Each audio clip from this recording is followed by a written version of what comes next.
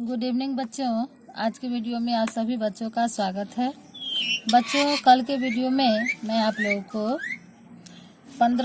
16 से लेकर के 20 तक 5 प्रश्न आप लोगों को दी थी मॉडल सेट पार्ट 4 में।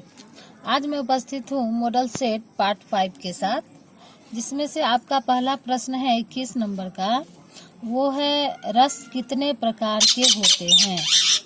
इस प्रश्न का जो उत्तर है वो आपको पाठ 1 जो आपकी पहली कविता है उसी में दिया हुआ है। आप ध्यान से देखेंगे तो आपको इसका उत्तर उसी पाठ में मिलेगा।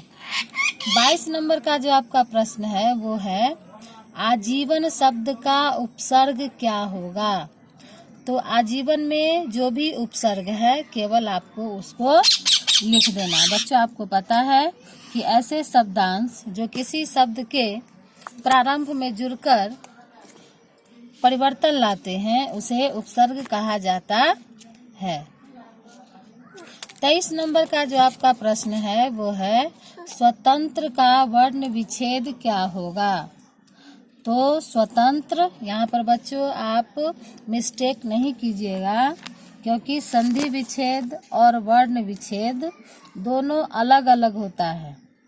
संधि विच्छेद में शब्द को 2 भागों में बांटा जाता है, जबकि वर्ण विच्छेद में प्रत्येक वर्ण और हलंत को अलग अलग किया जाता है। स्वर और व्यंजन दोनों को अलग अलग करके वर्ण विच्छेद किया जाता है। उसके बाद तो इस प्रकार आप स्वतंत्र का वर्ण विच्छेद कर लीजिएगा। 24 नंबर का जो आपका प्रश्न है वो है दर्शन की इच्छा रखने वाला क्या कहलाता है। तो इस प्रश्न को देखने के बाद भी आपको गोल गोल घूमने की जरूरत नहीं है।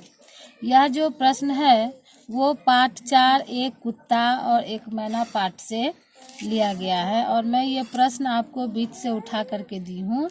तो जब तक आप उस चैप्टर को नहीं पढ़ेंगे सही से तब तक आपको इस प्रश्न का उत्तर नहीं मिलेगा।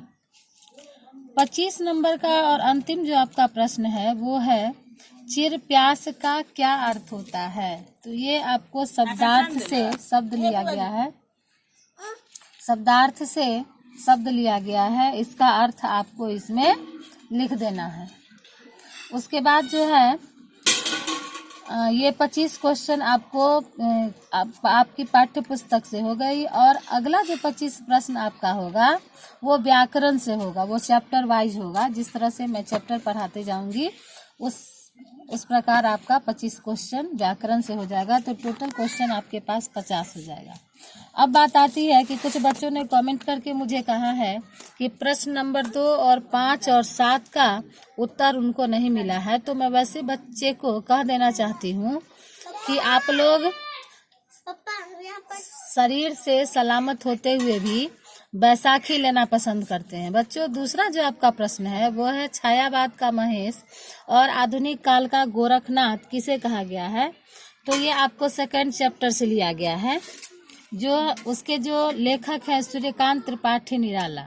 उसके बाद आपका जो 5वां प्रश्न है वो है जेल से रिहाई होने के समय गणेश शंकर विद्यार्थी की वार्तालाप किनसे हुई। तो इसका मतलब है कि आपने इस चैप्टर को नहीं पढ़ा है। तो आप इस चैप्टर को जब पढ़िएगा तो लास्ट में बात आती है मिस्टर क्लीमेंट्स की। जिस समय गणेश शंकर विद्यार्थी की जेल से रिहाई होती रहती है तो मिस्टर क्लीमेंट से उनकी बात होती है।